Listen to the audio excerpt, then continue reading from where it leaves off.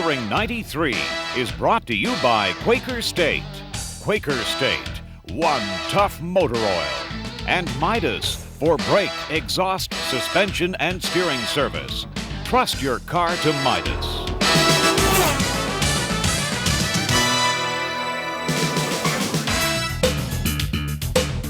There was a day, even long before this Toyota 4Runner, when 4x4s meant strictly a macho image. Only guys with dusty boots drove them, and never on city streets. Oh my, how times have changed. The sport utility is now the fastest growing segment of the market, and it's even acceptable to wear tennis shorts while driving one, and you can even drive them on the city streets. In fact, I remember Jim Kenzie once said that the closest most people get to the country when driving a sport utility is when they throw a bag of peat moss in the back. Well, anyway, this week we're going to look at the popularity of the 4x4 and ask two questions. One, when they are driven off-road, are they being driven responsibly? And two, are consumers and manufacturers wasting their money on 4x4 technology? The first 4x4 test drive on this program was during an episode of Motoring 88. Graham Fletcher was behind the wheel of a Nissan Pathfinder, and he elected to take the vehicle into a shallow stream to demonstrate its off-road handling. Shortly after this, we received a letter from a viewer in British Columbia who expressed concern over possible environmental damage caused by these vehicles. Although Motoring carefully selects its off-road locations, this viewer is certainly not the only concerned citizen. Auto journalist Bert Coates, seen here driving an off-road course he designed himself, actually formed a company to promote responsible driving. Tread Lately is a new national association dedicated to helping educate recreational land and water users. Now, by recreational users, we mean 4x4 operators, motocross people, trail bicycles, cross-country skiers, snowmobilers, anybody who basically uses trails in the outdoors in the wilderness areas, trying to get them to do it in an environmentally friendly manner. Basically, a lot of people are under the misconception that you have to have tons of horsepower and a greatly elevated suspension in order to traverse most of the terrain in Canada. Well, you don't really need that. A stock vehicle will cover a lot of the terrain, and really it's the technique of how you drive that, how you utilize that power, how you sensibly maintain your speed and your momentum, and basically avoiding the obstacles and looking far enough down the track to keep yourself out of trouble. Speaking of trouble, this past winter saw a group of journalists, including Motoring's Graham Fletcher, gather to participate in what had been designed as a comparison of off-road vehicles. It wasn't long before the event turned into a good example of what can go wrong if drivers misjudge the capabilities of their vehicles and the territory. So just give me a brief description of what happened. Well, you know, you forced me to over press the car to get you a dramatic shot. The real story. That is the real story. This is the U-Haul picture without the U-Haul. So I was just trying to ask what this cameraman asked me to do, give him some footage, you know, and I lost control of it. I hit this. I'm standing on about a 12-inch bump in the road here, and I hit it, and I just went off the road, lost total control. So what are you going to do now? I'll go home and tell my mother. We should just be all stand around and be grateful we didn't hit that tree there.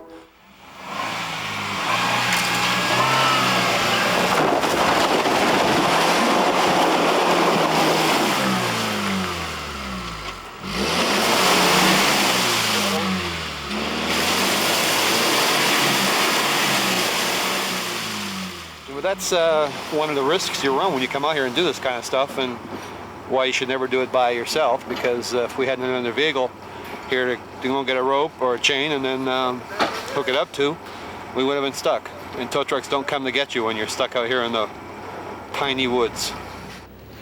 You must put the tow hook in somewhere where you're not going to rip the frame off. If we put it around the rear axle, we'll just pull it straight out of the frame.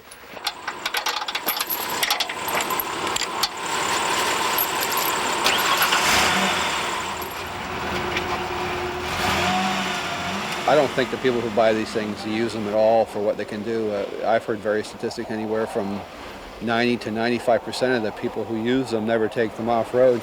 And their definition of off-road includes the gravel driveway leading up to the country club or the cottage, you know. I mean, where we are now, if you ask somebody to come out here on one of their vehicles, they would think you were crazy because there's no stores here. So, you know, why would they do that?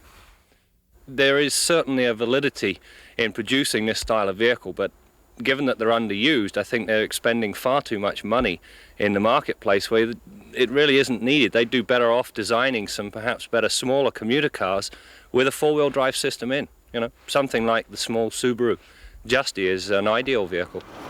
Okay, boys.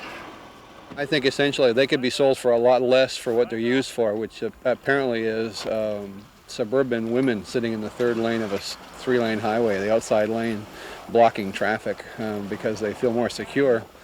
They could do that for about 2/3 of the cost of what these things are now. And I think the people who actually go off-roading, if they want to do that, they should be able to buy a vehicle more designed for that. You know, maybe pay extra or a separate kind of vehicle. There's no point in designing these vehicles that can go to the North Pole.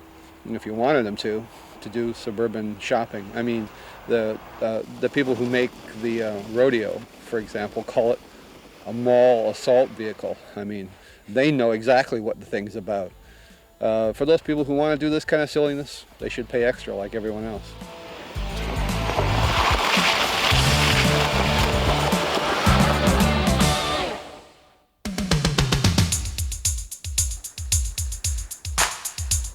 Test Drive with Graham Fletcher.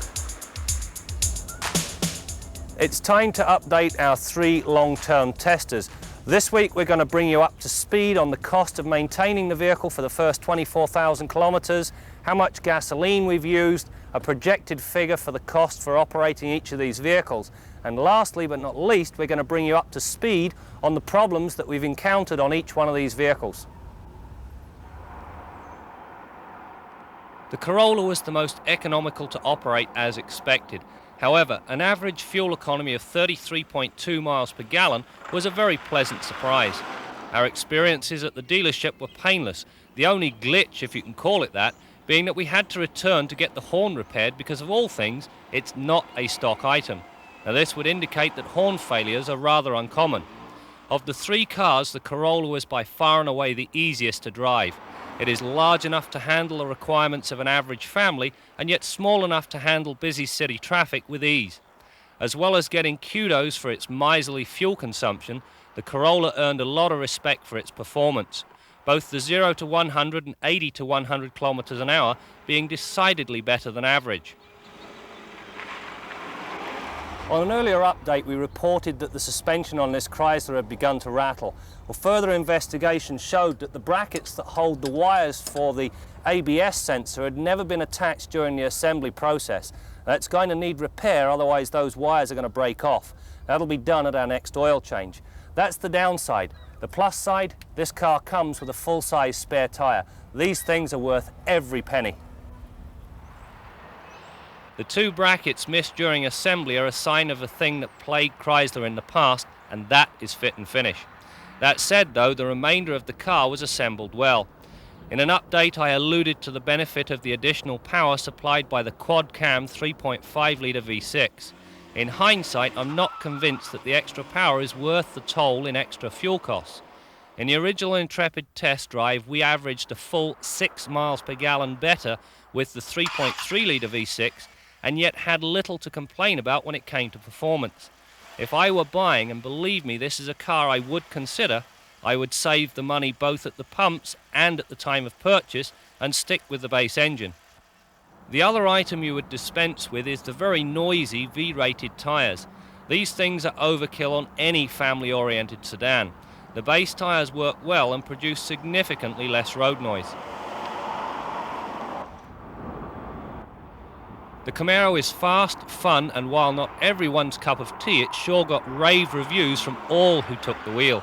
Right from the LT1 engine through to the Corvette-based brakes, the Camaro is a winner, and one that should do wonders for Chevrolet dealers. The only problem we encountered was with the front turn signals. Both quit at different times, requiring new bulbs. Now that wouldn't be much of a problem, except that to get at said bulbs, you must remove half the front of the darn car. As we pointed out in one of our updates, the Camaro is not for the do-it-yourselfer. The other area that may be of concern to some is the rate at which fuel is burned. That said, the power return from the engine is more than compensation in my view. Well, that's it for this update. However, it won't be our last one because we've got several months of serious driving left to do with each one of our long-term testers. Before we close the file on this update, however, I just want to mention one final thing with our Chrysler. With the slope of the hood on this car, I was expecting to see an awful lot of stone chipping on the hood. To date, none has happened. Touch wood.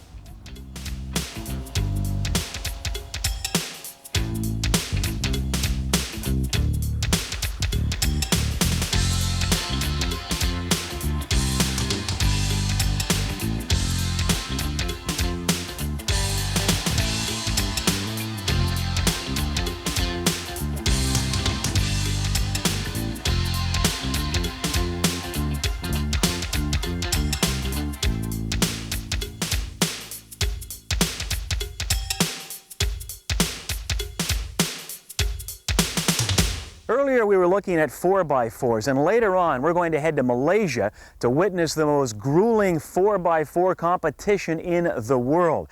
But first we're going to head to the garage and join Bill Gardner and ask Bill about the service side of purchasing a 4x4. Well, you know, Brad, I've had the same 4x4 truck for 13 years now, and I just sold it a couple of weeks ago, so I'm in the market for another one. One thing I can't get over as I look through this magazine with all these hundreds of used ones is how many of them have the feature saying, never driven off-road. Kind of gives you an idea of the type of usage that most people get out of 4x4. Now, I find that around my car repair shop, a four-wheel drive truck is absolutely invaluable. I almost have to have one. In the wintertime when we get those cars and trucks towed in the middle of a storm, you come in the next morning, they're all drifted with snow. I don't care how many guys you've got to push, they're on that same slushy footing, and you're not going to get that vehicle into the shop. The four-wheel drive just brings them in absolutely effortlessly. It's well worth it at that point. But I kind of figure owning a 4x4 truck in this country, it's really kind of like having a swimming pool. There's only a dozen days per year when you can really legitimately say that you really got your use out of it. But when you do, well, you say, well, it was all worthwhile. But you should be prepared, in addition to that additional expense up front to purchase that vehicle, remember that you're talking about some pretty expensive machinery as well. More expensive tires, increased tire wear, increased wear in the driveline, and a more complex driveline. And when you wear out or break things in that driveline, it will greatly increase your maintenance costs. The cost of doing a clutch, for example, on a 4x4, or a transmission, or one of the many universal joints in that vehicle can be pretty high. So you should be prepared for that. Now, I'm more than prepared to do things like that for that usage I get out of the 4x4. And if you happen to live in hilly or mountainous terrain, a real snow belt, or you own a vehicle like one of these ones in the background, one of these large fiberglass boats, for example, if you're trying to launch a big 22-foot fiberglass boat like that, you get on a fairly steep incline on those launch ramps. It's typically covered with algae or slime. It can be very difficult to get that machine back out. A four-wheel drive truck in low range just walks out of there with that thing absolutely effortlessly. You can't believe it. If you've tried it with a rear-wheel drive pickup truck or a two-wheel drive vehicle or maybe a front-wheel drive, you know what I mean. You sit there and burn the tires, and maybe you wreck something on the way out, and you're panicking that the thing's going to slide backwards on you. Now, one more thing, if you're thinking about buying a 4x4 or four-wheel drive vehicle for doing some serious off-road fun, well, think again, because believe me, I've done it with my truck, and I got tired of hours and hours of shoveling mud up and washing mud out from underneath that thing, and I had to go at such low speeds. I was always afraid I was going to crunch the thing. You got all those tree branches scratching both sides, and you were very limited as to where you can go. If you want to have some serious off-road fun, buy yourself an ATV or an off-road motorcycle like this. They're a fifth of the price of one of those trucks, much more versatile. They'll go places where the trucks can't go, and they'll go over terrain that when you're inside of that truck, you'll look like a rag doll in the cab flipping around. This thing will go over it like it wasn't even there. And when you do, if you do make a mistake and crunch it, it'll cost you peanuts to fix something like this. That $25,000 or $30,000 truck, if you scrunch it or roll it, you're going to have some serious expense to repair it. And keep in mind that when you're off-road, your insurance will not cover you. And usually what you do when you crash one of these is hurt your body, and you got health coverage for that, right? So till next week, I'm Bill Gardner for Motoring 93.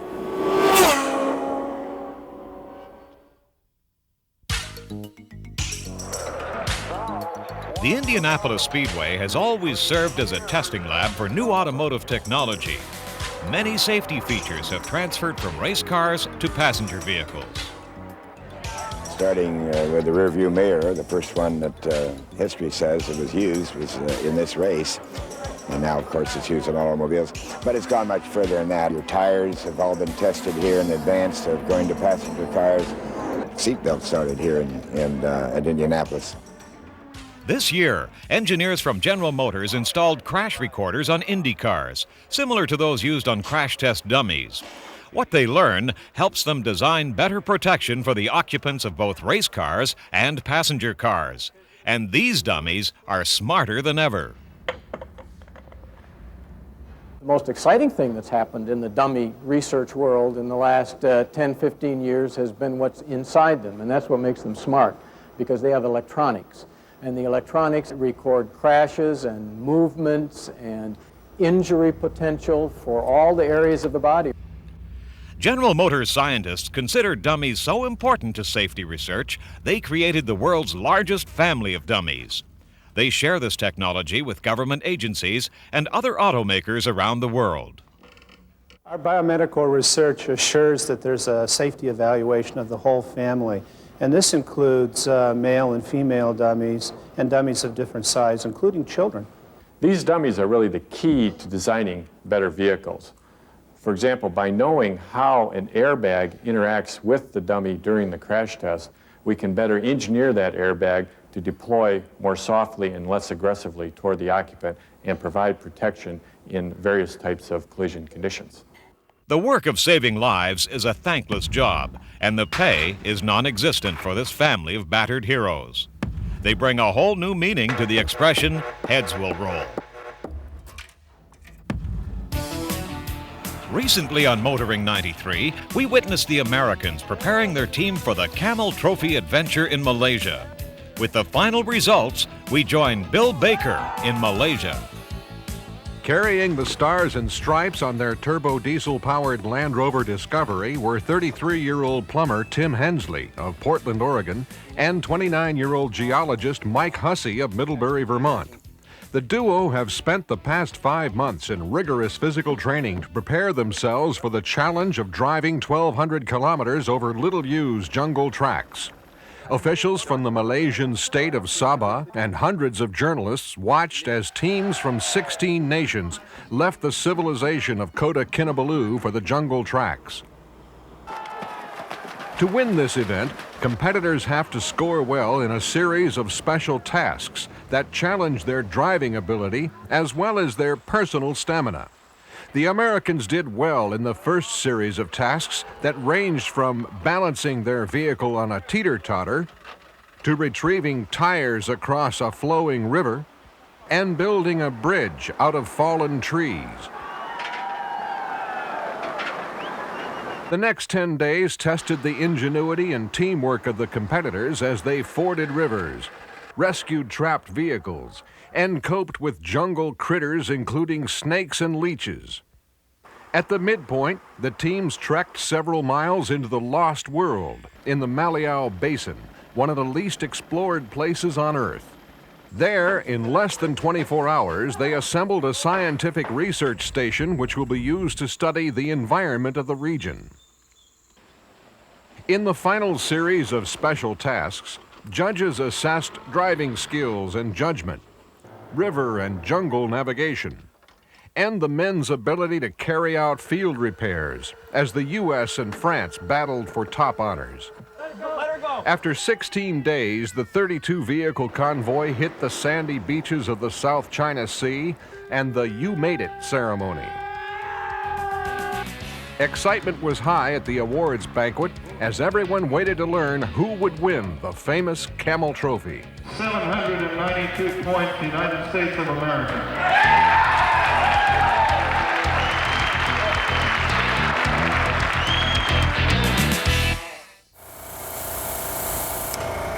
Our Midas tip of the week concerns engine shampoos. Like a lot of things in this business, there's a good and a bad side to them. The good side is the fact that if your engine has a lot of grease and grime accumulated on its rocker covers and oil pan, that'll greatly increase your engine oil temperature, and that's something you should deal with before summer driving. You may want to scrape those off with a putty knife or scraper, or use a shampoo machine like this in order to rinse them off. In any case, keep in mind that the downside to this thing is the fact that most of today's cars have electronic components, and those are delicate, and you don't want to get moisture and humidity driven into them by a high-pressure machine or that wand at the car wash. If that's the case, you might want to think twice about even doing that job, or maybe have it done by an auto electric guy or a mechanic who can bag those parts in plastic or completely remove them so they won't be damaged. In any case, if you're using an aerosol type cleaner, make sure that you follow the instructions on the can and get a biodegradable cleaner so that the rinsate from this job isn't harmful. In any case, follow the instructions, you should be able to do a good job. If it's just dust or dirt around the peripheral parts of the engine compartment, you can clean that with soap, water, and a garden hose. That's your Midas tip of the week. Cars and the environment. Questions out of the mouths of babes when I return in Kenzie's Corner.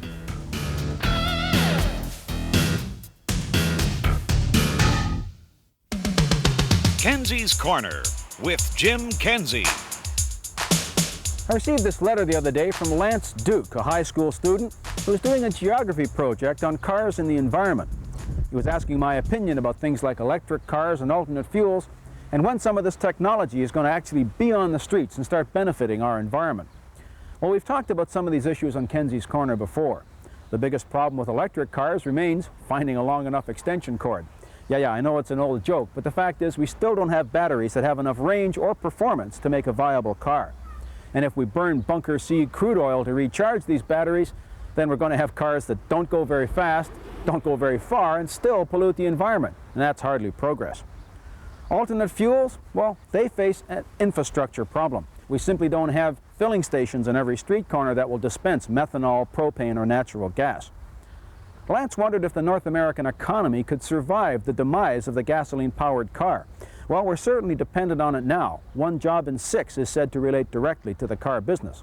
Still, the automobile business evolved to meet societal needs, and if those needs change, the industry will have to evolve with it. Finally, Lance asked, if we got old cars off the road, wouldn't that help? And the answer is definitely yes. And it's ironic that in California, where they've legislated electric cars by the end of this century, about all you see running around the streets of Los Angeles is old beaters like this Volkswagen Beetle. And these old cars pollute more than 100 times as much as newer cars. But can you see politicians legislating these things off the roads? Don't hold your breath. So Lance, thanks very much for your questions. It shows that you have a concern for our environment and an interest in automobiles, and those are 2 topics you and I have in common. I'm Jim Kenzie. Great looking t-shirt, right? Well, you know, our Motoring 93 crew members wear them on location all the time, and we've had many requests as to whether they can be purchased. Well, the answer is yes. Just write down this 1-800 number and drop us a line. Along with t-shirts, they also have sweatshirts and Motoring 93 hats available. Well, that is it for this week. You know, earlier we talked about 4x4s and how many owners very rarely take them off-road. Well, I think I know why. It's the mosquitoes out here. Well, that's it for now, but we'll see you next week for more stories about cars and the people who drive them. Motoring 93 has been brought to you by Quaker State. Quaker State, 1 tough motor oil. And Midas, for brake, exhaust, suspension, and steering service. Trust your car to Midas.